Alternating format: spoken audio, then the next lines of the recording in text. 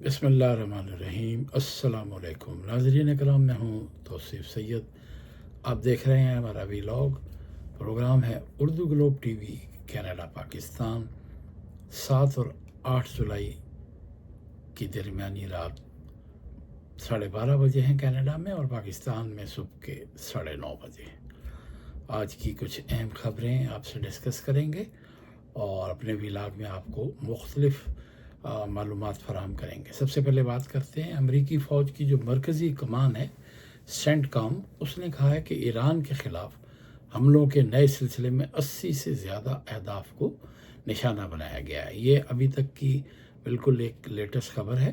جب آپ یہ سنیں گے تو اس کے بعد کچھ ڈیولپمنٹ اور ہو چکی ہوں گی، لیکن آپ کو بتا دیں کہ سینٹ کام نے یہ کہا ہے کہ یہ کارروائی ابنائے حرمز سے گزرنے والے تجارتی جہازوں پر ایران کے حالیہ حملوں کے جواب میں کی گئی ہے۔ سینٹ کام کے مطابق امریکی فورسز نے ایران کے فضائی دفاعی نظام، command and control network, ساحلی راڈار تنصیبات، بحری جہازوں کو نشانہ بنانے والے میزائل نظام اور ابنائے حرمز اور اس کے اطراف میں موجود پاسداران انقلاب کی 60 سے زیادہ چھوٹی کشتیوں کو نشانہ بنایا۔ بیان میں سینٹ کام کا کہنا ہے کہ ان کارروائیوں کا مقصد بین الاقوامی تجارتی گزرگاہ سے ہونے والی تجارت پر حملے جاری رکھنے کی ایران کی صلاحیت کو کمزور کرنا تھا۔ سینٹ کام کے مطابق ایران نے حال ہی میں ابنائے حرمز سے گزرنے والے 3 تجارتی جہازوں پر حملے کیے، جن میں مارشل آئی لینڈ کا پرچم بردار MT الرقیات، سعودی عرب کا پرچم بردار MT ودیان اور لائبیریا کا پرچم بردار MT سائپرس پراسپیرٹی شامل ہیں۔ منگل کے روز سینٹ کام نے کہا کہ اس نے یہ کارروائی اس لیے شروع کی تاکہ ایک بین الاقوامی آبی گزرگاہ میں بے گناہ افراد کے حملے والے تجارتی جہازوں کو نشانہ بنانے اور ان پر حملہ کرنے کی بھاری قیمت ادا کی جا سکے۔ ایران کے نائب وزیر خارجہ نے امریکی حملوں کو دونوں ملکوں کے درمیان گزشتہ ماہ طے پانے والی مفاہماتی یادداشت کی خلاف ورزی قرار دیا اور خبردار کیا کہ تہران فیصلہ کن اقدامات کرے گا۔ ایرانی میڈیا کے مطابق حملے جزیرہ قشم، بندر عباس اور سرک پر ہوئے ہیں، جس کے نتیجے میں لوگ زخمی ہوئے، تاہم کسی ہلاکت کی اطلاع تاحال نہیں ملی۔ گزشتہ روز برطانوی میری ٹائم ٹریڈ آپریشن نے 24 گھنٹوں کے دوران ابنائے حرمز کے قریب 3 بحری جہازوں پر حملوں کی اطلاع دی تھی۔ تنظیم کے مطابق منگل کو ایک ٹینکر نے اطلاع دی کہ ابنائے حرمز سے نکلتے وقت اسے نشانہ بنایا گیا، لیکن وہ اپنی اگلی بندرگاہ تک جانے میں کامیاب رہا، جبکہ ایک اور ٹینکر نے اطلاع دی کہ نشانہ بنائے جانے کے بعد اسے معمولی نقصان پہنچا۔ اسی طرح ایک تیسرا تیل بردار جہاز عمان کے جزیرہ نما مستم سے تقریباً 6 بحری میل کے فاصلے پر ایک نامعلوم شے کے حملے کی زد میں آ گیا۔ ادھر نیٹو سربراہی اجلاس میں شرکت کے لیے ترکی جانے والے امریکی صدر ڈونلڈ ٹرمپ نے ترک صدر رجب طیب اردوغان کے ساتھ ایک پریس کانفرنس میں امریکہ اور ایران کے درمیان محاذ آرائی میں ملک کے کردار کے بارے میں بات چیت کی۔ ٹرمپ نے کہا کہ انقرہ ایران اور اس سے متعلق مسائل کو بخوبی جانتا ہے۔ انہوں نے کہا کہ ترکی نے ایران کے معاملے میں بہت مؤثر مدد کی ہے۔ امریکی صدر نے ترکی کو بہت طاقتور فوجی ملک قرار دیا اور اس ملک اور اسرائیل کے درمیان کشیدگی کا ذکر کرتے ہوئے کہا کہ وہ جنگ میں جا سکتے تھے، لیکن انہوں نے ایسا نہیں کیا، شاید یہ میری وجہ سے تھا۔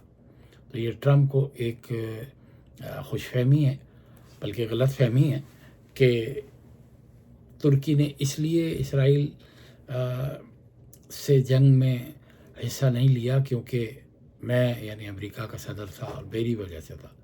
حالانکہ ترکی نے کئی مرتبہ کہا کہ ہم خطے میں امن و امان چاہتے ہیں، خطے میں کشیدگی نہیں بڑھانا چاہتے، اور اس کی کئی وجوہات تھیں، لیکن وہ ٹرمپ اس کا بھی کریڈٹ لینا چاہتے ہیں۔ اب ٹرمپ نے ترکی اور امریکہ کے تعلقات کو زبردست قرار دیا اور کہا کہ ترکی نے ایران کے ساتھ جنگ ختم کرنے کے لیے کام کیا ہے۔ انہوں نے ایران کے ساتھ امریکی محاذ آرائی کے بارے میں کہا کہ یہ جنگ نہیں ہے، یہ ایک فوجی آپریشن ہے، یہ جوہری تخفیف ہے۔ امریکی صدر نے یہ بھی کہا کہ انقرہ اور واشنگٹن ایران کی جوہری صلاحیت کے بارے میں یکساں نظریہ رکھتے ہیں۔ میں نہیں سمجھتا کہ ترکی بھی یہ چاہتا ہے کہ وہ ایران جوہری ہتھیار رکھے، یا مجھے اس پر پورا یقین ہے، لیکن یہ بھی ان کی ایک غلط فہمی ہے کہ ترکی نہیں چاہے گا۔ ترکی بڑا بیلنس کر کے چلتا ہے، اور ترکی کے بڑے اچھے تعلقات ہیں ایران کے ساتھ، اور اس نے کبھی ایران کے ایٹمی پروگرام کے حوالے سے ایسا کوئی بیان نہیں دیا، اور وہ ہمسایوں سے اپنے بہتر تعلقات رکھنے کے حوالے سے یا اسلحہ کے حوالے سے اس نے ایران کو کبھی بھی وہ جملے یا وہ پالیسی اختیار نہیں کی جو دوسرے ممالک رکھتے ہیں۔ بات کرتے ہیں جی پاکستان میں ایک مرتبہ پھر دو حادثات ہوئے ہیں۔ ایک تو شارجہ سے کراچی آنے والے ایک K2 ایئر ویز کی بوئنگ جو ہے 737 کارگو پرواز جو ہے وہ بتایا جا رہا لاپتہ ہو گئی ہے، جس میں حملے کے 5 افراد سوار تھے۔ ظاہر ہے جب پرواز لاپتہ ہو گئی ہے تو اس کے سمندر میں گرنے کے واضح امکانات ہیں، اور ایئرپورٹ اتھارٹی کے مطابق پرواز نے مقامی وقت کے مطابق رات 9:18 پر نیویگیشن سسٹم میں خرابی کی اطلاع دی، جس کے بعد کراچی ایریا کنٹرول سینٹر نے فوری طور پر طیارے کی رہنمائی کی، اور رات 9:21 پر راڈار پر طیارہ تیزی سے نیچے آتے ہوئے نظر آیا، اور اس کا رخ اچانک تبدیل ہوتا دیکھا گیا، جس کے بعد کراچی سے تقریباً 155 نوٹیکل میل مغرب میں طیارے سے راڈار اور مواصلاتی رابطہ منقطع ہو گیا۔ افسوس ہے، ایک افسوسناک خبر ہے، اور اس کے امکانات یہی ہیں کہ وہ سمندر میں گر کر تباہ ہوا، اور جو عملے کے ارکان تھے ان کے بچنے کے امکانات بظاہر تو نہیں نظر آتے، اور فلائٹ راڈار کے مطابق طیارے کے آخری لمحات غیر معمولی تھے۔ یہ 1 منٹ سے بھی کم وقت میں تقریباً 5000 فٹ نیچے آیا، پھر 30 سیکنڈ میں 6000 فٹ اوپر کی جانب گیا، جس کے بعد 36000 فٹ کی بلندی سے غیر معمولی انداز میں نیچے آیا۔ تو ماہرین نے ابھی یہ سرچ آپریشن تو شروع کر دیا ہے، لیکن ظاہر 3 دن ہو گئے ہیں، علاقہ جو تھا وہ پانی کا تھا، سمندر کا تھا، اور سطح سمندر سے 1100 فٹ کی بلندی پر تھا فلائٹ راڈار کے مطابق جو آخری خبر آئی تھی، اور پھر 1 منٹ میں 22000 فٹ کی رفتار سے نیچے آیا، جو تقریباً 400 کلومیٹر فی گھنٹہ بنتی ہے۔ تو اس میں یہ پانی میں ڈوب کر جو اس کے عملے کے ارکان تھے وہ ان کی چونکہ ابھی خبر نہیں آئی، اس لیے ہم ابھی نہیں کہہ سکتے، لیکن ماہرین یہی بتا رہے کہ اس میں ان کے بچنے کے امکانات نہیں ہیں، اور یہ چونکہ انتہائی غیر معمولی اور بہت تیز رفتار تھی تو یہ تباہی کا ہی باعث ہو سکتا ہے۔ اور یہ K2 ایئر ویز پاکستان کے شہر کراچی میں قائم ایک نجی فضائی کمپنی ہے، یہ ان کا بتایا جاتا ہے۔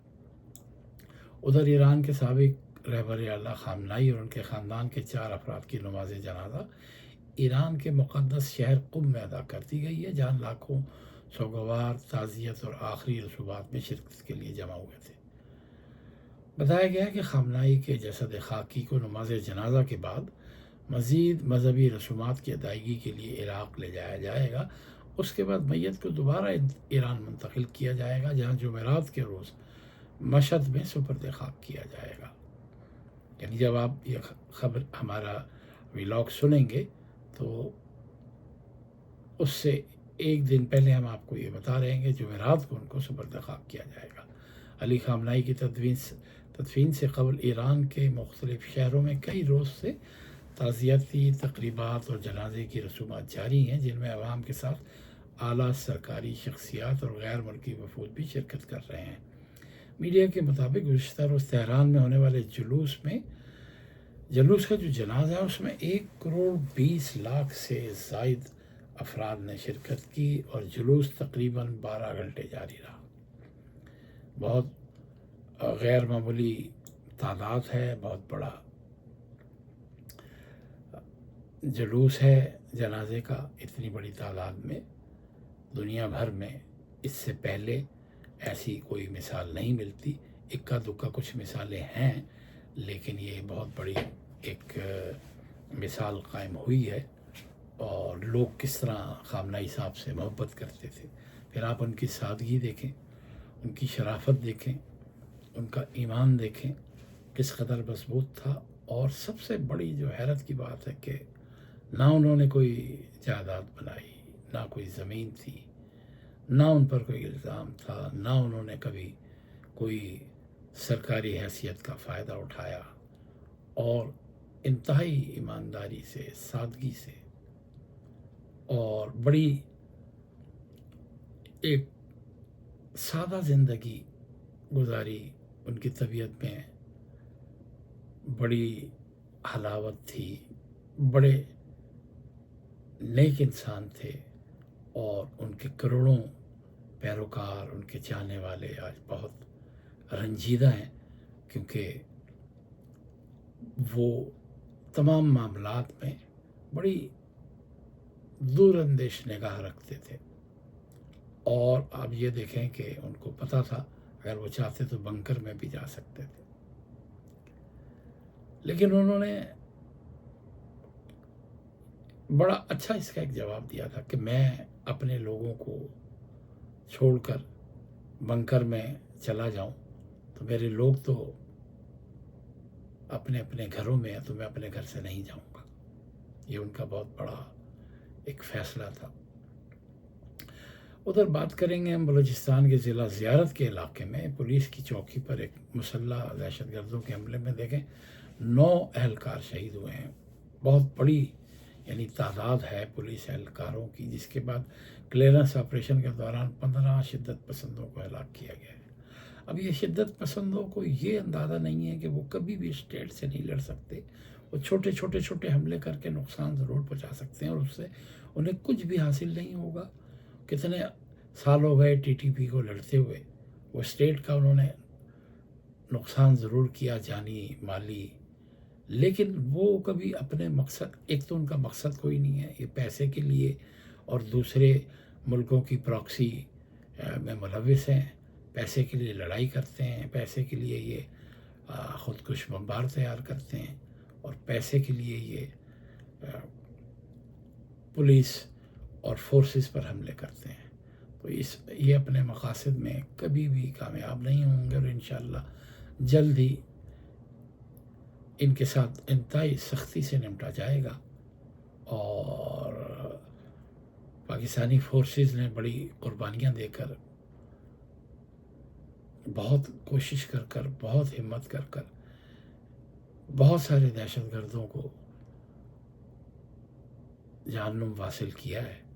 اور بہت جلد جو باقی رہ گئے ہیں وہ بھی اپنی تیاری سمجھیں، کیونکہ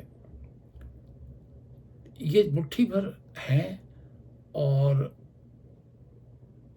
اپنی کارروائیوں میں یہ حملہ کرنے کے بعد یا تو فرار ہو جاتے ہیں، یا پھر یہ آپ کو پتہ ہے کہ انتہائی بے دردی سے لوگوں کو مارنے کے بعد ان کا اپنا بھی انجام بہت برا ہوتا ہے. وزیر اعلیٰ بلوچستان جو ہیں، ان کے ایک معاون ہیں شاہد رند، انہوں نے کہا ہے کہ زیارت میں جو فتنہ الخوارج کے دہشت گردوں کے خلاف کلیئرنس آپریشن مکمل کر لیا گیا ہے، اور F C, police, C T D, S O W اور اے ٹی ایف نے کلیئرنس آپریشن مکمل کیا ہے. ان کا کہنا تھا کہ فتنہ الخوارج کے دہشت گرد حملے میں پولیس کے 9 افسران اہلکار شہید ہوئے ہیں، اور ایس ایچ او جو ہیں اس میں تھانہ منگیر، تھانہ کوس، اے ٹی ایف انچارج اور دیگر اہلکار شامل ہیں. ان کا کہنا ہے کہ D S P Ghulam Sarwar سمیت 8 پولیس اہلکار بحفاظت تھانہ پہنچ گئے ہیں، جبکہ کانسٹیبل رضوان کو بحفاظت بازیاب کرا لیا گیا ہے. اور ایک اہم خبر چائنا سے، کہ چائنا نے جو ایک روایت رکھی ہوئی ہے اپنے ملک میں کرپشن کے خلاف، وہاں کی ایک عدالت نے ایک سابق اقتصادی ترقیاتی عہدیدار ہیں یانگ یولین کو 30 سال کے دوران $325 ملین کی رشوت لینے کے جرم میں سزائے موت سنا دی ہے۔ عدالت نے انہیں رشوت لینے، سرکاری فنڈ میں خردبد کرنے، رشوت دینے، عوامی رقوم کے غلط استعمال کرنے، اختیارات کے ناجائز استعمال اور منی لانڈرنگ کا بھی مجرم قرار دیا ہے۔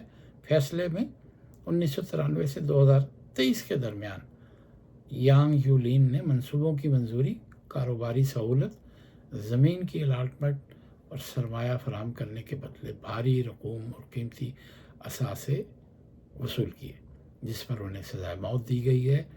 اور چائنا میں آپ کو شاید علم ہو کہ جس شخص کو سزائے موت دی جاتی ہے، جو پسٹل کی گولی سے جس کو سزا دی جاتی ہے، اس گولی کی رقم بھی مقتول ہونے والے شخص سے ہی وصول کی جاتی ہے، یعنی جس کو سزا دی جاتی ہے گولی بھی وہی فراہم کرے گا۔ اس شخص نے $325 ملین کی رشوت لی۔ عمر کے آخری حصے میں انسان آخر اتنی دولت کا کیا کرتا ہے؟ یہ ہوس ہے، انسانی ہوس، پیسے کی ہوس کبھی ختم نہیں ہوتی۔ اکثر ہم بات کرتے ہیں کہ یہ رقم جو ہے اس کو $325 ملین کو اگر چائنیز روپیز میں، یوان میں اس کو تقسیم کیا جائے تو میرے خیال سے اس کو کئی 100 سال مزید زندہ رہنے کے لیے چاہیے تھے۔ تو آخر انسان اتنی دولت کا کیا کرتا ہے؟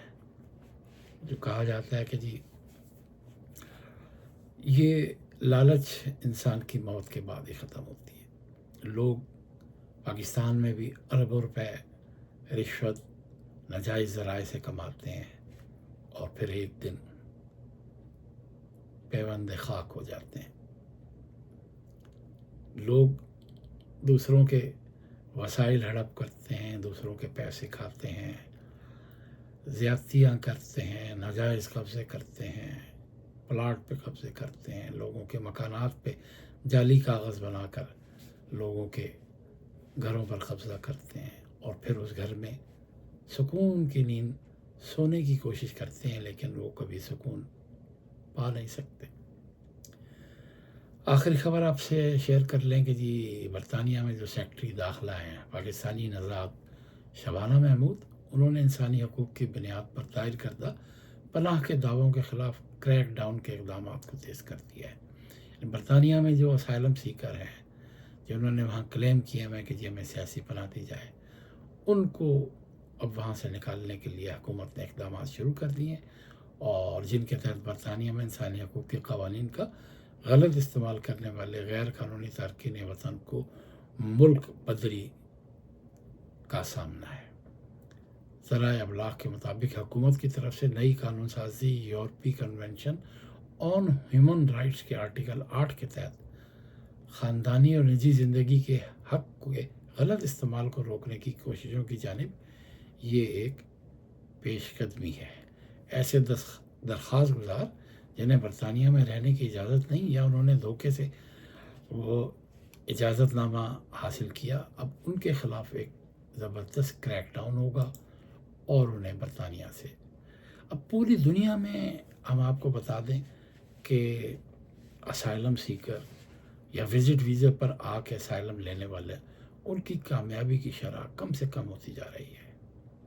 اس پہ ہم ایک مکمل ولاگ کریں گے کہ پوری دنیا میں اگر آپ، کچھ ممالک ایسے ہیں جو امیگریشن ویزا دیتے ہیں، یعنی امیگریشن، بعض لوگوں کو یہ اندازہ نہیں ہے، امیگریشن کا مقصد ہے کہ مستقل رہائش کا اجازت نامہ، وہ ویزے سے بہت زیادہ بڑھ کر ہوتا ہے۔ ویزا آپ کو 1 مہینہ، 3 مہینے یا میکسیمم 6 مہینے کی اجازت دیتا ہے، یا کبھی 1 سال کی دیتا ہے، یا کبھی 2 سال کی دیتا ہے، وہ ورک پرمٹ پہ۔